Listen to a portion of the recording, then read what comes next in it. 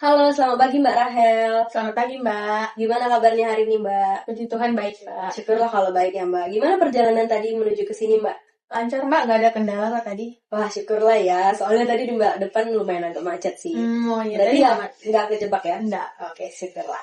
Jadi terima kasih Mbak Rahel untuk bersedia hadir kembali pada pertemuan hari ini. Karena sebelumnya udah kita berbicara banyak tentang masalah Mbak ya. Sedikit saya memberikan rekapan dari pertemuan yang sebelumnya Mbak ya. Jadi Mbak Rahel ini memiliki masalah antara Mbak dengan hubungan orang tua, yaitu ibu Mbak sendiri. Jadi gimana nih Mbak perkembangannya antara ibu dengan orang tua Mbak? Apakah udah membaik atau gimana? Kalau sekarang sih, Mbak, udah lumayan membaik ya, Mbak. Tapi kadang kalau misalnya keingat yang sebelum-sebelumnya itu jadi kesel dan jadi kayak malas komunikasi sih, Mbak. Gitu. Oke, baik. Jadi Mbak Rahel ini merasa malas berkomunikasi dengan orang tua ya. Jadi apa yang membuat Mbak ini malas berkomunikasi dengan orang tua? Kadang saya tuh teringat, Mbak, sama yang masa waktu itu, yang sebelum-sebelumnya, yang hubungan saya nggak sama orang tua nggak dekat karena orang tua yang sedikit keras mendidik saya, jadi kayak nggak deket lah, Mbak, gitu. Itu sih, Mbak, jadi kayak teringat tuh. Baik, jadi kenangan-kenangan masa lalu itu yang membuat Mbak mempengaruhi hubungan Mbak sekarang ya. Jadi Mbaknya tuh malas untuk komunikasi dengan orang tua. Jadi pada saat waktu itu, apa yang Mbak pikirkan pada saat teringat? Rasanya sakit, Mbak.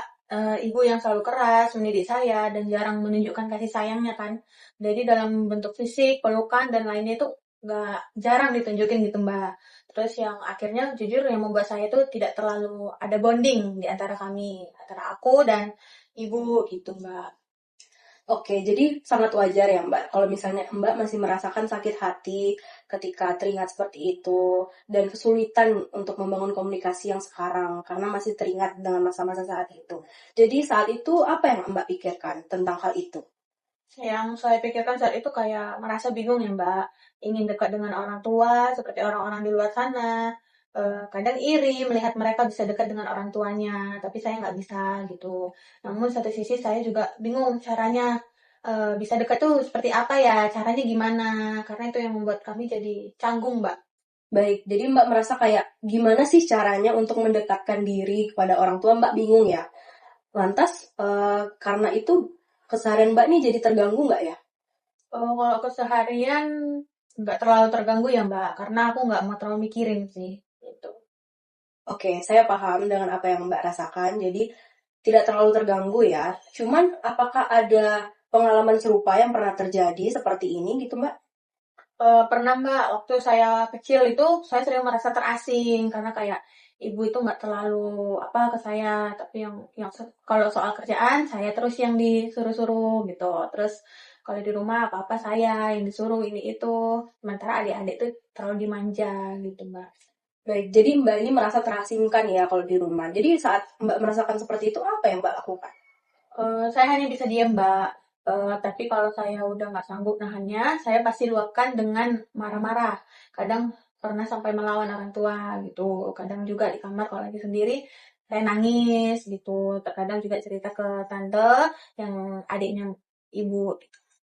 Baik, saya paham dengan apa yang Mbak Rahel rasakan. Saya juga pernah merasakan hal yang serupa, ya merasa terasingkan, merasa tidak ada yang di pihak kita gitu. Tapi kalau Mbak Rahel ingin belajar, ada cara yang bisa kita lakukan untuk kita lebih mendekatkan diri kepada orang tua gitu. Karena memang semua orang itu tidak sama dan semua orang itu punya masing-masing jalannya. Tapi kita bisa untuk merubah itu dari yang Mbak Rahel tidak bisa dekat dengan orang tua, tapi kita bisa mencari cara untuk memperbaiki hubungan Mbak Rahel dengan orang tua sehingga bisa berjalan dengan baik lagi gitu Mbak.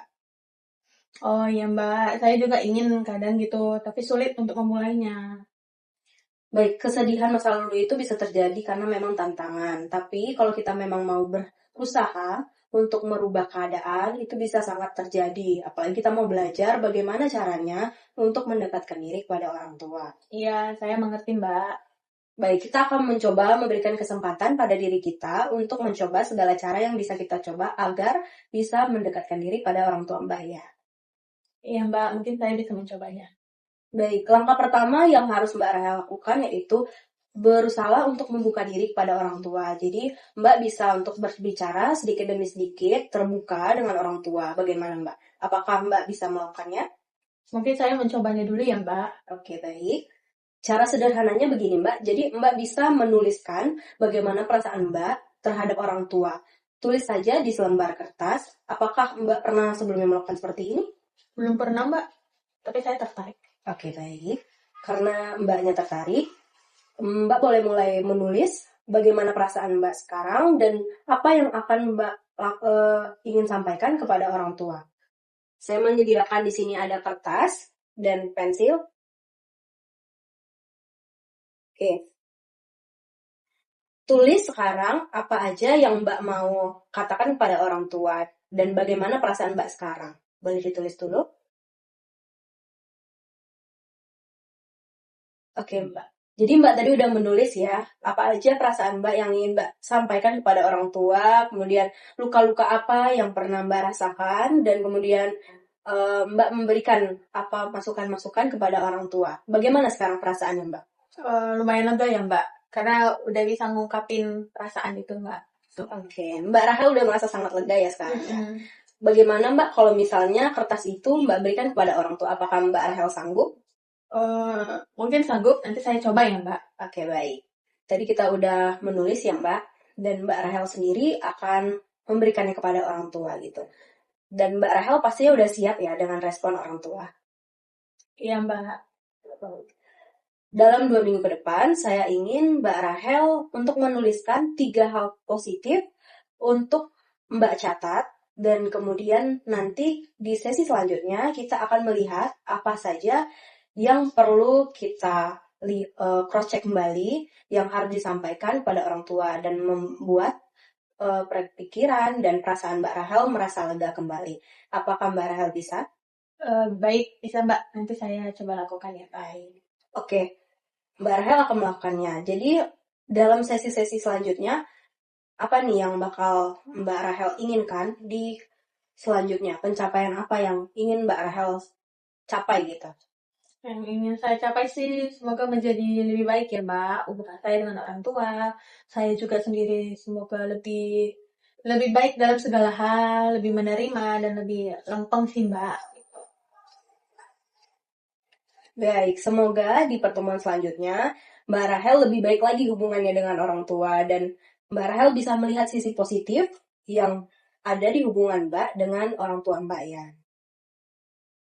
Baik, kita udah sampai di penghujung sesi kita. Sebelumnya, apakah ada yang mau ditanyakan dulu Mbak Rahel? Tidak ada, Mbak. Baik, saya akan menyampaikan kesimpulan dari perbincangan kita pada pagi hari ini ya Mbak. Jadi Mbak Rahel ini masih kesulitan untuk berkomunikasi dengan orang tua, terutama ibu ya, dikarenakan munculnya ingatan-ingatan masa lalu yang dulu pernah menjadi luka batin bagi Mbak Rahel ya.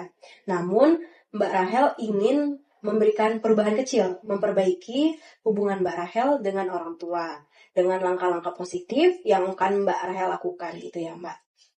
Iya, Mbak. Baik, terima kasih atas keterbukaannya pada hari ini Mbak. Pertemuan kita selanjutnya ada di 2 minggu ke depan. Sampai jumpa di 2 minggu ke depan ya Mbak. Iya, Mbak. Terima kasih kembali. Terima kasih.